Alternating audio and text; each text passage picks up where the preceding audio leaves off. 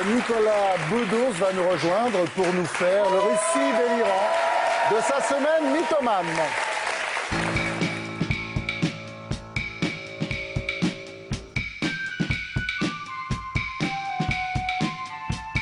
Bonsoir Nicolas.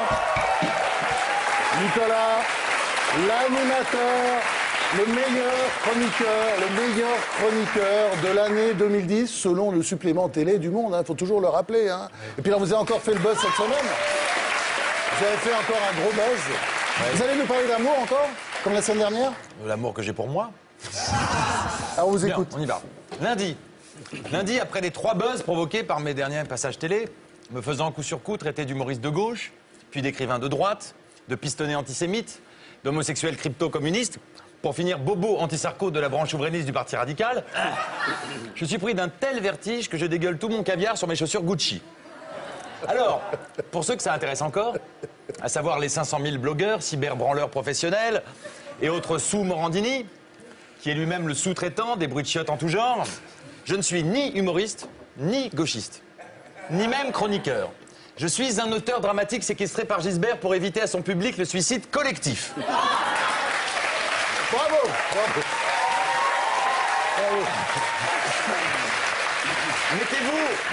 Mettez-vous à leur place, les pauvres. Pas facile pour ces adolescents ignares de supporter plus de 10 minutes un débat politique de fond.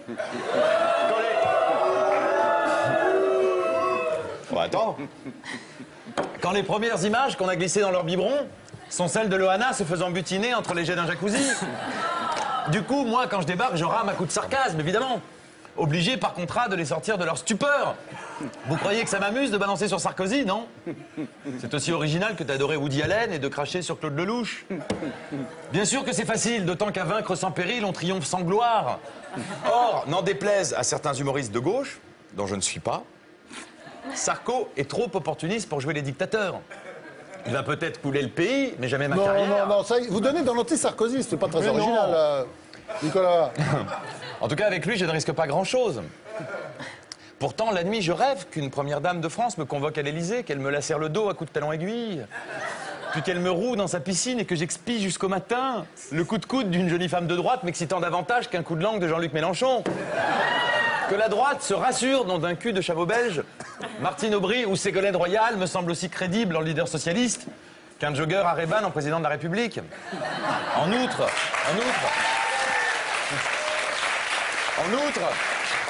que la gauche soit tranquille, nom d'une bite allemande, je militerai pour DSK. Comment résisterai-je face à son enthousiasme et son envie pressante de nous sortir de là? Je vais donc militer pour le patron du FMI, oui, tout en croisant les doigts pour qu'il suive des cours de gauche dans l'avion qui le ramènera de Washington à Neuilly. Lundi, comme vous voyez, je surfe allègrement sur le fameux tous pourris, tout comme Nolwenn Leroy sur la rengaine bretonne. Et n'en déplaise à mes parents, j'ai à peu près autant de courage politique qu'un garde-frontière suisse durant la Seconde Guerre mondiale. La vérité, c'est que notre jeunesse s'emmerde. En mal de transgression, aveuglé par l'ennui, on brûle dans la provoque toutes nos désillusions. On cherche l'interdit comme d'autres la fortune. Il n'y a qu'à voir la... C'est de la poésie, là. Il n'y a qu'à voir la jalousie que nous inspire la Tunisie. Tous ces jeunes gens hilars, portant dans leur regard l'espoir des jours meilleurs. Et nous, médiocres occidentaux, français moyens et moyennement français, on se surprend à espérer que Ben Ali reprenne la France. Quelle serait douce la mutinerie, tellement plus rock'n'roll que n'importe quel Facebook party. Bon, mardi, n'étant ni humoriste, ni de gauche, je me réveille avec la veuve de Louis-Ferdinand Céline. Ensuite, je déjeune au Fouquet's avec Françoise Sagan, qui a la courtoisie de n'être jamais morte. Elle a plus de 80 ans, oui, et parle toujours aussi vite, son dentier défectueux n'arrangeant rien à sa diction. Pour flatter son ego de vieille littératrice, j'ai relu des buts à l'âme dans la matinée. J'adore Françoise Sagan parce qu'elle est très moderne et qu'elle écrit sans modernisme. Parce qu'elle se gourre en politique, mais jamais sur les gens, parce qu'elle décrit finement les hommes. Presque aussi bien que Maupassant lorsqu'il décrit les femmes. J'adore Françoise Sagan parce qu'elle assume d'être frivole, gouine et droguée, et qu'elle donnerait de la noblesse aux pissotières d'une boîte de nuit. J'adore Françoise Sagan parce que si j'étais un homme, je serais Françoise Sagan. Tu ressembles, hein? Oui, c'est gentil. Mardi après-midi, n'étant ni humoriste, ni de gauche, je ne me moquerai pas de PPDA. D'abord, il a du charme. Vous en connaissez beaucoup, vous, des journalistes au chômage qui, à plus de 70 ans, attirent encore les femmes?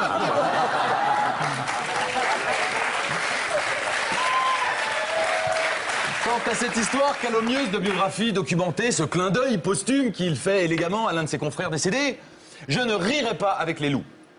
Lui reprochant plus volontiers d'avoir écrit certains romans tout seul. Oui, j'aurais pu l'aider en arrangeant quelques chapitres, je m'amuse. Mais c'est un écrivain, un vrai, un passionné.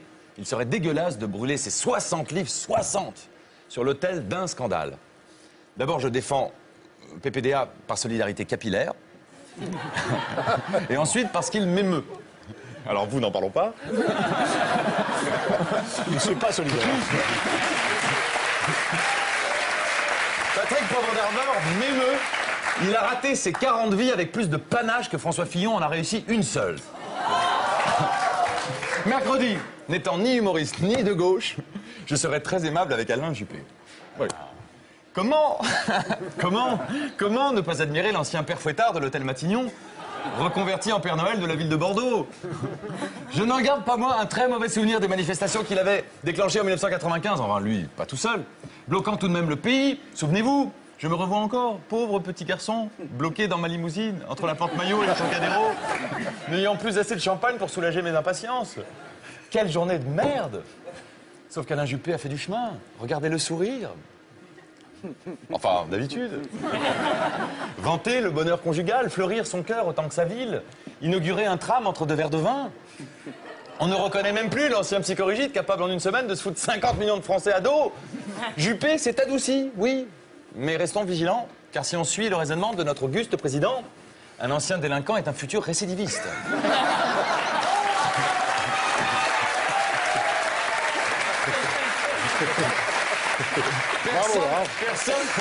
Personne ne change du tout au tout. Moi-même, qui suis aujourd'hui obsédé par les femmes, le bébé que j'étais ne mâchouillait-il pas le sein gauche de sa mère avec des yeux de malade? Vendredi, pour finir, n'étant ni humoriste ni de gauche, qu'est-ce que je fais? L'après-midi, j'écoute Philippe Bouvard en boucle et je me pisse dessus en notant les saillies parfois misogynes de la bande Amabi. Jean Amado est un génie. Régis Maillot, une sorte de Jacques Prévert qui aurait bu un coup avec Frédéric Dard. Et Bouvard n'est-il pas le Gaston Gaillimard du 22 rue Bayard? Et si ces rimes en art commencent à vous gonfler, zappez sur Canal+. Car vendredi, moi j'aime tout le monde. Les flics de jour, de nuit, avec cerveau, sans cerveau, de France, de Tunisie. Vendredi, je vous aime tous. Je voudrais disparaître dans ma gentillesse. Je vais leur faire remonte. Je voudrais disparaître.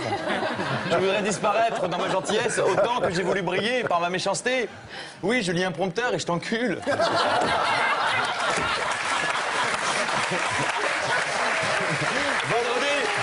Vendredi, c'est fini. Je vais reprendre le chemin des cahiers, parler des choses graves et sérieuses et plus jamais de Sarkozy, car quand on parle de Sarkozy, on devient humoriste de gauche.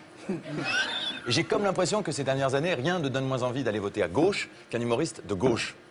Ce qui est très très emmerdant pour l'homme de gauche que je suis.